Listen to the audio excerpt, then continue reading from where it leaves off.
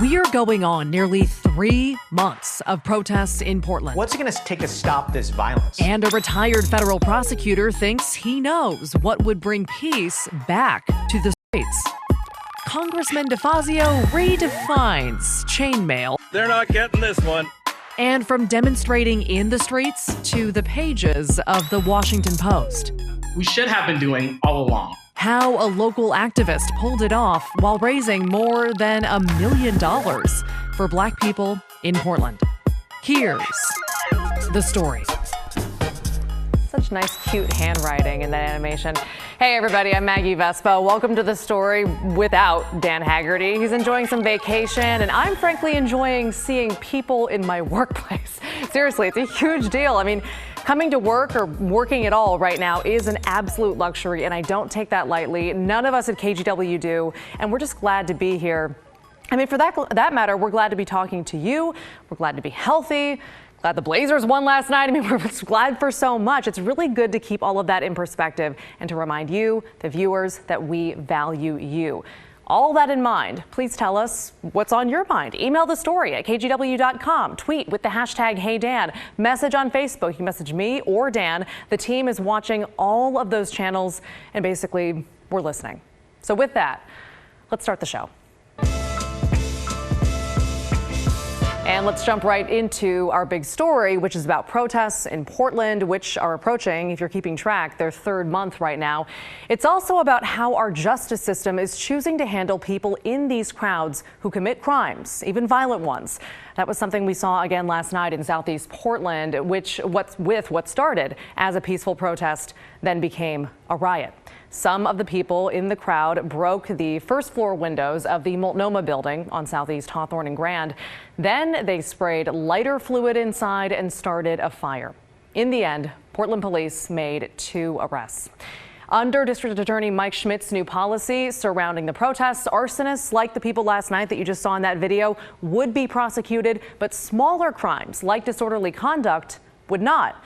Tonight, we're hearing from a man who spent his career prosecuting violent activists and environmental extremists, and he told Kyle Aboshi what he thinks it's going to take to bring peace back to the streets.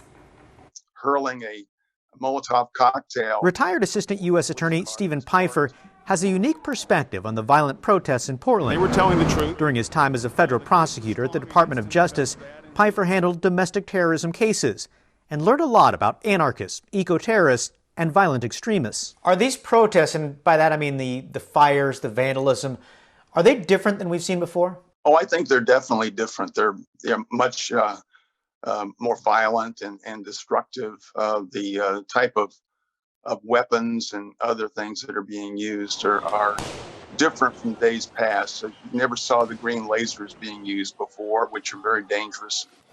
You never saw slingshots flinging ball bearings. You didn't see the commercial grade fireworks, some maybe, but those are all very common and very dangerous that are being used now. So as someone who's spent years as a federal prosecutor, do you think police and prosecutors are handling this correctly? Well, I think the U.S. Attorney's Office is handling it correctly under Billy Williams' leadership. But the district attorney now has written off a whole laundry list of crimes that he says won't be prosecuted, and it's basically like throwing in the towel to these people that when you basically kiss off 400 cases, as he did, then that sends a message that you're not serious about prosecuting. You should be able to prosecute as many crimes that you can prove, and once you decide not to do that, then you basically told the organizers of this activity that they can have a carte blanche. The arrests we've seen so far, do you think they paint an accurate picture of who's behind the violence, the fires, the criminal behavior? The anarchist organization, and that's what Antifa and the wannabes who go along with it, they're very loosely organized, but on the other hand, they're very well trained and they know how to avoid arrest. The ones who get arrested tend to be the very young ones, the 18-year-olds and even younger. And they're the ones who are sort of cutting their teeth, so to speak, and get caught up in it and get themselves arrested. there will be more arrests, I think, as more and more information is gleaned on who's operating and how they're operating. And, there are ongoing investigations. The FBI has already said they have ongoing investigations of a number of federal crimes including crossing state lines to commit crimes. And that may very well pan out in the future. So I guess the big question is, what's it going to take to stop this violence? Well, it's going to take, first of all, very strong and effective law enforcement at all levels. And it should be coordinated. The state and federal and city people should all be talking to each other, coordinating their response. Instead, you have a situation where that's not happening, and it handicaps law enforcement.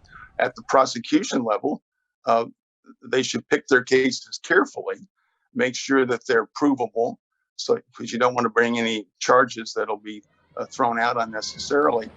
But orchestrate a concentrated effort to go after as many people as you can, because deterrence is the only answer here, I think, when it comes to the violence. I'm not talking about deterrence of just ordinary street demonstration and the First Amendment. That's a totally different subject. But we learned in prosecuting the Earth Liberation Front and the Animal Liberation Front in what was known as Operation Backfire, which sort of came to a head about 2005. We learned in that case that once the heat is on, an organized activity like that, and people realize that, at least in the federal system, there are substantial penalties, long terms of sentences for arson, for example, and various explosive sentences for different things of that nature. Once you have that hammer, so to speak, over people, they begin to cooperate and they begin to talk. They begin to give you more and more information about the organization. All right, Kyle Leboshi joining me now. So, Kyle, you were telling me that you found something really interesting in your reporting, and it had to do with the federal prosecutor that you talked to and a case that he had worked on. Right. During our conversation, he mentioned an old case involving a self-proclaimed anarchist. The man named Sergei Trzynski was sent to federal prison for throwing a Molotov cocktail at a Portland police car in 2012. I was really curious about that case and wanted to find out where that man is today. Turns out he was released from federal prison in 2016, but here's what's really interesting. Records show he was arrested during a Portland protest earlier this month. He was released from jail, but is now facing misdemeanor charges of criminal mischief.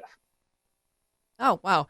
And that, criminal mischief is on the list of charges that Multnomah County's new DA has said in most cases he wouldn't prosecute. So do we know if those charges are or if that charge is being dropped? So right now the charge is still pending. He's set for arraignment in a few months, but it certainly will be interesting to see, especially in light of his criminal history. Yeah, absolutely. All right, Kyle Leboshi, thank you so much. All right, turning now to the saga of the U.S. Postal Service. Remember this photo coming up here that freaked everyone out on the internet, understandably? Those are mailboxes being hauled away on a truck in North Portland. Well, it turned out USPS was indeed taking away boxes that they said were redundant and next to existing ones. It's a practice the Postmaster General halted this week in the face of public outcry. Critics are convinced it was a sign of the Trump administration trying to sabotage mail-in voting ahead of the general election. All that to say, you know how environmental activists chain themselves to trees that they want to save? Well, enter Oregon Congressman Peter DeFazio and this. They're not getting this one. Yeah, that was the whole video. That was it. Actually, it's only 6 seconds. Let's play that again. Let's do it again.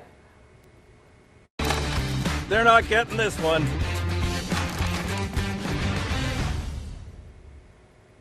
Yep, chaining himself to a mailbox. Our team caught that on Twitter late yesterday. We were really struck by it and definitely just wanted to show you it in the show tonight. There is an Oregon congressman chaining himself to a USPS mailbox. You got to give him kudos for not mailing it in.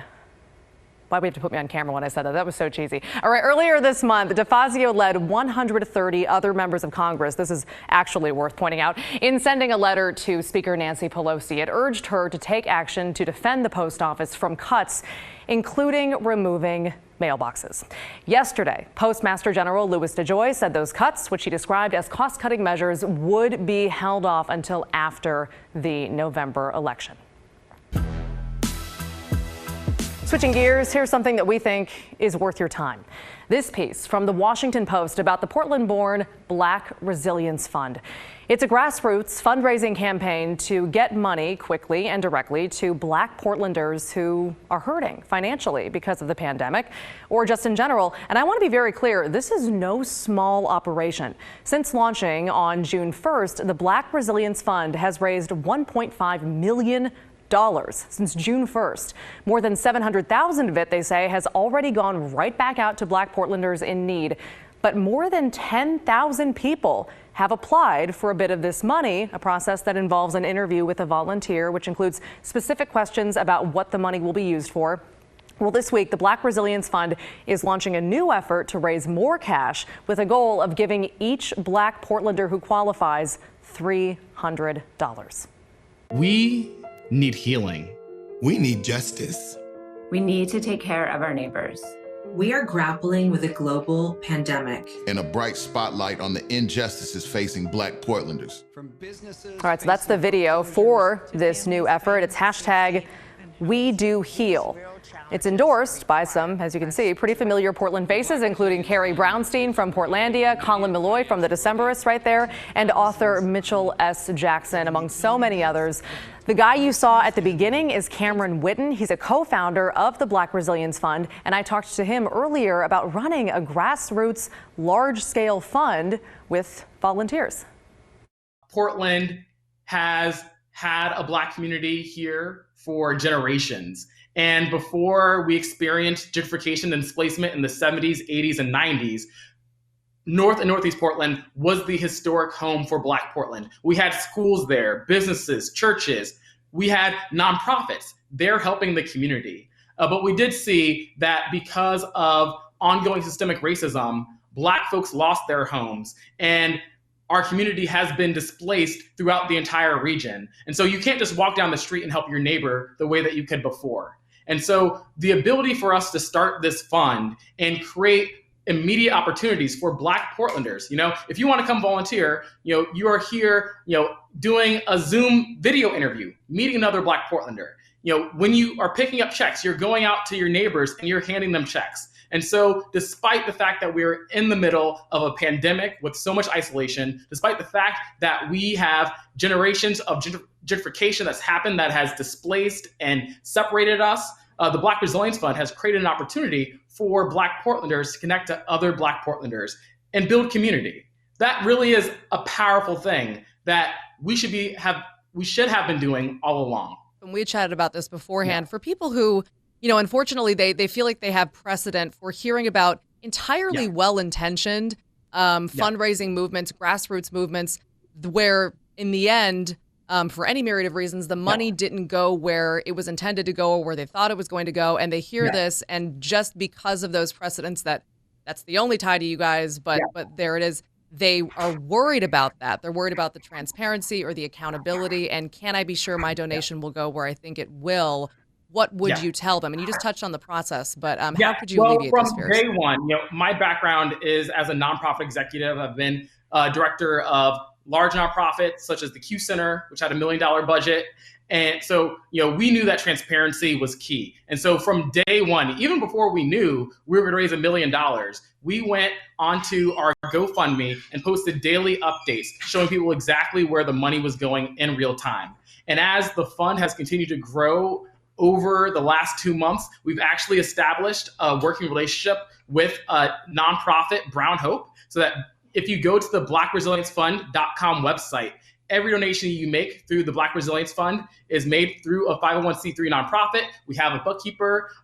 We submit reports to the IRS. And so we have built in transparency and accountability methods so that we can address any questions people have about how do we leverage these dollars to support our neighbors. Gotcha. What kinds of things are $300 going toward? Yeah, so if you go to our website, you'll see our impact reports that we are publishing every month. And the biggest realization was that right now we have a moratorium on evictions. There are rental protections so that folks are not experiencing loss of a roof because they cannot pay. And many people realize that that's one bill that they can hold off on, but you can't hold off on eating. And so you look at the number one expense that we have right now, and it's people who need funding for groceries. And we already deliver 300 food boxes a week, and that's still not enough to help all the people who have immediate food needs. And so that's where most of the dollars are going. They're going to food, but they go to utilities, they go to medical expenses, they go to paying off credit cards and more. There's a lot of need in our community, and we're trying to help raise the resources that we know that are in Portland so that our neighbors can live easier. We'll be posting that full conversation between me and Cameron Whitten on YouTube. It'll be on the KGW YouTube channel. And while you're there, we genuinely hope that you subscribe. When the Story continues, part 3 of my one-on-one interview with a Portland police sergeant, and a big question. Do you see any merit in the argument that if defunding the police... Plus, there's a first time for everything, and Wenyan Gabriel probably won't forget his very first nosebleed last night against the Lakers. Hey guys, welcome back to The Story. I'm Maggie Vespa. I'm in for Dan this week while he's enjoying some nice unplugged time. Nothing sounds healthier. Be sure, that said, to still use the hashtag #HeyDan or email thestory@kgw.com to talk with us during the show. We might even respond to your comment at the end of the show. It's something we do around here. In the meantime, speaking of, let's dive into some more viewer comments about my interview with Portland Police Sergeant Brent Maxey. He's been on the front lines of the protests most nights. The whole interview, it's more than an hour long, is up on YouTube right now. And last night, we kind of pulled back the curtain a little bit on just how much the piece upset some people who felt like watching a journalist question a police officer equated to anti-police bias. I think we've cleared that up. It's what reporters do. And Sergeant Maxey answered every question in a composed and thoughtful way. Todd Gardner actually agreed. He wrote on the YouTube page, "I honestly do not know how this officer is so calmly answering this reporter's questions." Next one, Igor Ozerski wrote, "Thank you, KGW, for having this interview, and big thanks to Portland Police and Officer Maxey for stepping up and doing a great job, praying for all officers' safety." Then there were those who watched the full interview and came away with takes like these. Kathleen Schultz writing on Facebook, "If the officer wants to say that all protesters are guilty for not leaving, then cops are all guilty for the misbehavior of bad cops." We appreciate the comments, as always. Keep them coming. And with that, tonight is the third and final installment of our interview. I asked Sergeant Maxey his take on the argument for defunding the police. Do you see any merit in the argument that if defunding the police, the second part of that is reallocating the funding toward other facets of our society and other systems within our society that would, in the minds of advocates, they believe, reduce crime and reduce poverty and a lot of factors that lead to the need for as many police officers as we currently have? Well, and here's what I say, and maybe this isn't a popular opinion amongst my peers. I kind of, I mean, I can't speak for everybody, but I think yes. I think if you can figure out a way, if somebody can figure out a way, because we're the last link in the chain. I mean, everything else has failed to the point where it gets to where we're intervening. And we do so much right now. We respond to crimes, we respond to mental health calls, we respond to all kinds of things, a lot of them that maybe we shouldn't be responding to. If there was a way to, I would fully support it. If there was a way to take to reduce our calls, for example, mental health. If there was a way to reduce our calls and have somebody else go, as long as it was obviously, it would have to be safe, that would be great. and taking that money from the police bureau budget or reducing the number of officers is fine. But right now what I believe is happening is they're putting the cart before the horse. You're taking the money away with no plan or no solution to fill that void, other than the patrol officers that are already stretched super thin. And you know, I mean, you can't just take things away without having a replacement for it in place, ready to go. I mean, what you just described is the definition of defunding the police, which admittedly is a blanket term that's been applied to a lot. But you kind of, I mean, I just want to be clear, you're saying that that part of it does, you would do endorse a definition of it. I mean, it makes sense, but I don't, you know, again, you have to have things in place. You can't just start pulling funds away from the police bureau without a plan. And you know, right now, I don't see a plan. And so, do you defund the police right now? I don't believe you do. Absolutely not. If, you know, through different organizations and entities and things, if they step up, or if, you know, the state steps up or the county or whomever to fill these gaps and they figure that out, and then eventually, you know, you can start to siphon funds away from the police because you don't need it anymore. If that works, that's great. I mean, I'm not obviously making those decisions, but I think any patrol officer out here would support, you know, not going to you know, the mental health call when really we're not needed. You know, we're simply there for a you know, to support you know, the social workers or whomever. If they can do that without us, I don't think there's an officer out here that would argue with that. We genuinely appreciate Sergeant Maxey's time and candor in that interview. And once again, the full hour and 15 minutes, and I think actually 16 minutes, is on YouTube right now. You can check it out on the KGW YouTube channel. And again, while you're there, we hope you subscribe. Weird question. Do you remember your first nosebleed? That's in the prompter, I promise. Portland Trailblazer Wenyen Gabriel definitely does. He's going to forever associate it with beating the Lakers in Game 1 of the pandemic playoffs. I'll stop moving my head that way. Last night, the Blazers beat LA 100-93 in the bubble. I'm so excited. Thanks to a big fourth quarter run of three-pointers by Dame, CJ Mello, and Gary Trent Jr., the Blazers pulled ahead and took over the game before the buzzer. Earlier, Wenyen Gabriel went toe-to-toe with the king, LeBron James, trying to block a shot, and he took a shot to his nose instead. And then he provided us with tonight's quote of the day. He got caught on a hot mic saying, "I can't believe LeBron. That was my first nosebleed ever, bro." Love it. I love how he's starstruck and bleeding. It's a rare combination. He clapped back later on Twitter saying, "It didn't hurt, though." There you go.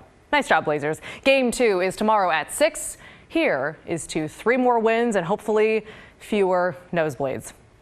I love his emoji use as well. That was nice. All right, everybody, get out the phone. Send us some feedback, some questions, some comments, anything. We're reading some when we finish the story next. All right, the comments are coming in, so let's see what we got here. Mark said, "I'm going to start calling this show the Portland story. How about covering stories not about Portland or what's going on in Portland? I don't live there and don't care." All right, that's a valid complaint. Send us what you think we should be covering. I don't know where you live based on that comment, but we take tips all the time. That said, what is going on in Portland right now is a big story nationally and globally, or at least has been recently, and the protests are still ongoing. That's still a big story nationally. So again, send us something that you think we should be covering in your hometown. We'd love to get outside of the Portland area. The next one was, let's see. Coming in from William said, "Did you see NBC Nightly News immediately before your show? PDX Post Office removes mail sorting machines just days ago." Yes, we did see Nightly. Yes, we've been covering it. Yes, there is info, as always, at kgw.com. Chuck wrote in, Charles Stewart, but Chuck in his signature, it's more cash. "Where is the mayor?" I'm assuming that you're talking about Mayor Ted Wheeler. Mayor Ted Wheeler did speak out about the destruction last night at the Multnomah building. I'm going to read from his Twitter feed, which I believe Tim Gordon from our station included in his story in our earlier shows tonight.